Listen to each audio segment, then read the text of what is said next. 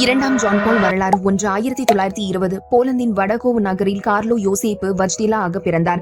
1938 Gregorian பல்கலைக்கழகத்தில் மொழியியல் மற்றும் இலக்கியம் பயின்றார். 1939 நாஜி ஜெர்மனியின் போலந்து படையெடுப்பின் போது பல்கலைக்கழகம் மூடப்பட்டிருப்பதால் அவரது கல்வி குறுகிய காலத்தில் நின்று போனது. 1940 முதல் 1944 இரண்டாம் உலகப் போர் நடைபெற்ற தருணத்தில் கல்குவாரியிலும் ரசாயன தொழிற்சாலையிலும் ஊழியராகவும் வேலை செய்து தன்னை பராமரித்துக் கொண்டார். 1941 அவரது தந்தை இதய நோயால் காலமானார். இளம் கார்லோவை தனியாக விட்டு சென்றார். 1942 நாஜி படையெடுப்பின் நடுவே ரகசிய குரு பயிற்சி கல்லூரியிலும் அதாவது அண்டர் கிரவுண்ட் செமினரியில் சேர்ந்தார்.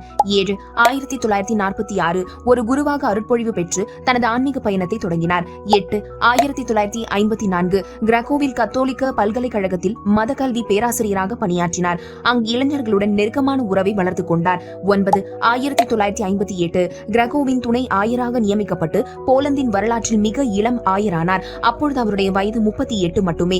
1962 முதல் 1965 கிராக்கோவின் ஆயராக இரண்டாம் வத்திகான் சங்கத்தில் கலந்து கொண்டு நவீன திருச்சபைக்கு வழிவகுத்து முக்கிய ஆவணங்களை உருவாக்க உதவினார். 1967 திருத்தந்தை 6ஆம் பவுல் அவர்களால் கர்தினாலாக உயர்த்தப்பட்டார். 1978 அக்டோபர் 16 அன்று திருத்தந்தையாக தேர்ந்தெடுக்கப்பட்டு திருத்தந்தை 2ஆம் ஜான் பால் என்னும் பெயரை தேர்ந்தெடுத்தார்.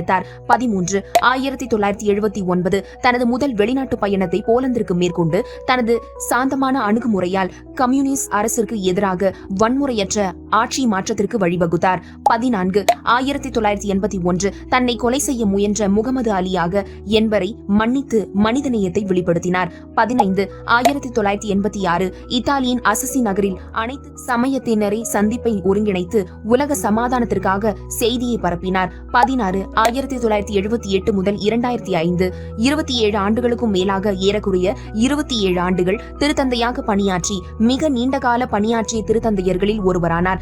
2005 ஏப்ரல் 2 அன்று இறைபாதம் அடைந்தார். ரோம் நகரில் செயின்ட் பீட்டர் சதுர்க்கத்தில் பல லட்சம் பக்தர்கள் கலந்து கொண்டு அஞ்சலி செலுத்தினார்கள்.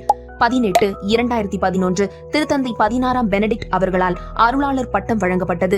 2014 திருத்தந்தை பிரான்சிஸ் அவர்களால் புனித நிலைக்கு உயர்த்தப்பட்டார். அகில உலக திருச்சபை ஆவலோடு காத்துக் கொண்டிருந்த தருணம் இது.